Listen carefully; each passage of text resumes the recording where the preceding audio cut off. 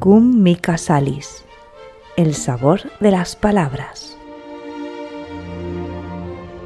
Pecado original. Intento de respuesta. En el episodio anterior se exponía los problemas relacionados con la interpretación de la doctrina tradicional del pecado original. En este voy a intentar formular los enunciados tradicionales en una versión más acorde con la filosofía, la teología bíblica y la ciencia actual. La visión del pecado original tradicional estaba ligada a una interpretación literal del relato del Génesis. En anteriores capítulos hemos abordado el tema de la interpretación de los textos bíblicos. Hoy día, salvo algunas iglesias evangélicas y algunos grupos fundamentalistas católicos, no se interpreta literalmente los textos bíblicos, especialmente este relato. Me remito al contenido de los anteriores capítulos sobre los mitos, la ciencia, el Génesis y la interpretación de la Biblia. En la teología tradicional, al tomar a Adán y Eva como personajes reales, se afirmaba que Adán representaba la humanidad existente, y por ello se puede decir que toda la humanidad se rebeló contra Dios. Entonces Dios, que había destinado al ser humano al paraíso, expulsa a Adán y Eva del mismo, de forma que la vida se convierte en una lucha difícil. Por encima del ropaje mítico, lo que se afirma en el texto es que el mal proviene de la libertad humana, no de la creación de Dios, de las malas elecciones que el hombre hace. Y lo que podía haber sido un paraíso se torna en fuente de dolor y sinsabores. Y todo porque en la elección de Adán y Eva está la voluntad de ser como Dios. Pero este es un vano intento que rompe la armonía entre Dios y la humanidad. Esta es una verdad sobre el ser humano que se puede expresar de otra forma, que sea más inteligible desde nuestra cultura.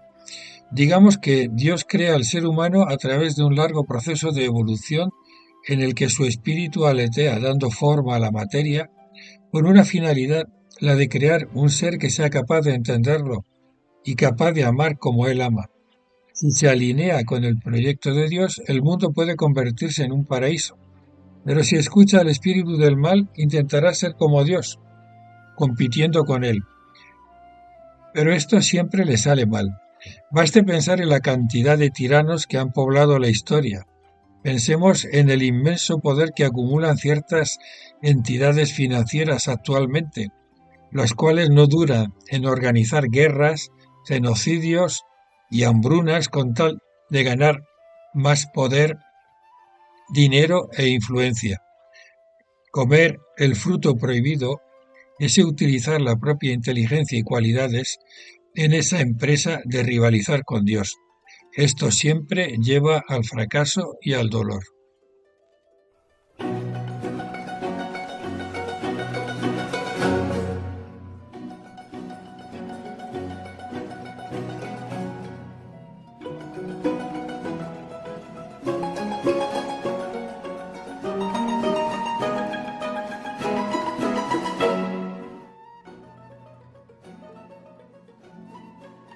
El pecado original es, pues, la tendencia que se esconde en cada persona de buscar la felicidad a costa del dolor ajeno, de dañar al otro, de ignorar el sufrimiento de los demás.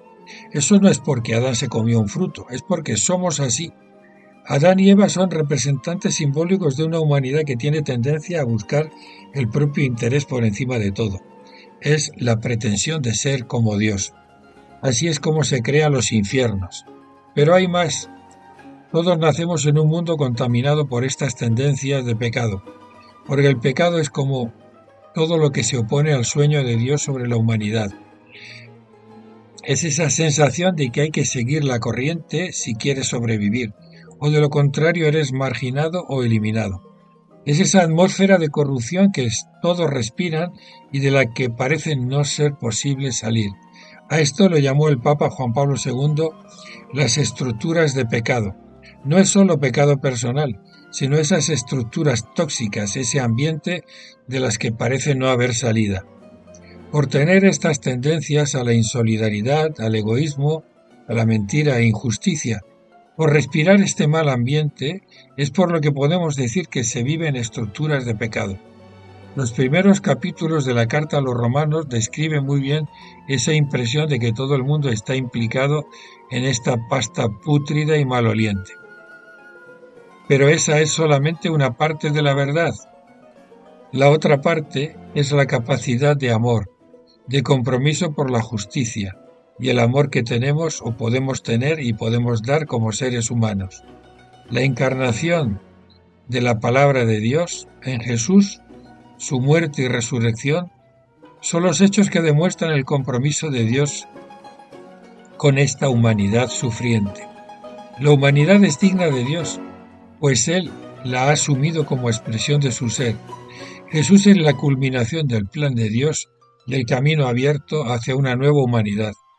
La resurrección de Jesús es la ventana abierta a un horizonte de esperanza que nos llama a luchar contra el mal que existe en cada uno de nosotros y contra el mal que destruye a otras personas. Es la invitación a tomar la cruz, la cual es el camino inverso a la pretensión de ser como dioses. Es seguir los pasos del Dios que renuncia a su potencia, que triunfa perdiendo, no como un acto de exaltación patológica del sufrimiento, sino como consecuencia de un compromiso por liberar a las personas de lo que les oprime. Jesús sufre la injusticia humana y vence al mal sucumbiendo a él. Por eso su muerte es redentora, porque muestra el camino de lo que nuestra humanidad puede llegar a ser, humanidad portadora de Dios, humanidad para los otros, en acto de servicio y amor. Es ahí donde se culmina el proyecto que se inició en el Génesis. La imagen de Dios es un esbozo que cada uno está llamado a desarrollar siguiendo los pasos de Jesús. Desde esta perspectiva histórica se entiende mucho mejor lo que significa el nacimiento, muerte y resurrección de Jesús, que no son la exigencia de un Dios que necesita una satisfacción por una ofensa que se le ha hecho, como proponía San Anselmo, sino la apertura a la esperanza basada en las posibilidades humanas, que le da el hecho de haber sido creado a imagen y semejanza de Dios. La vida humana es entonces respuesta a esa llamada.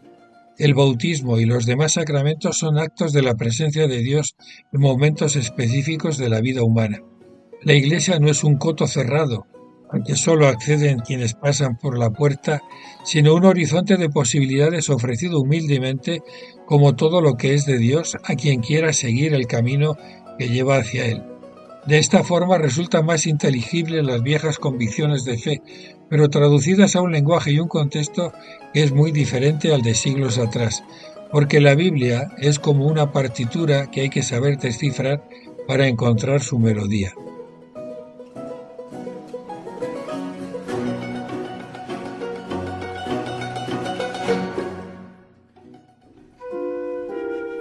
Has escuchado Cum Mica Salis, un podcast de Miguel Gambín, disponible en salesianos.info y en las principales plataformas.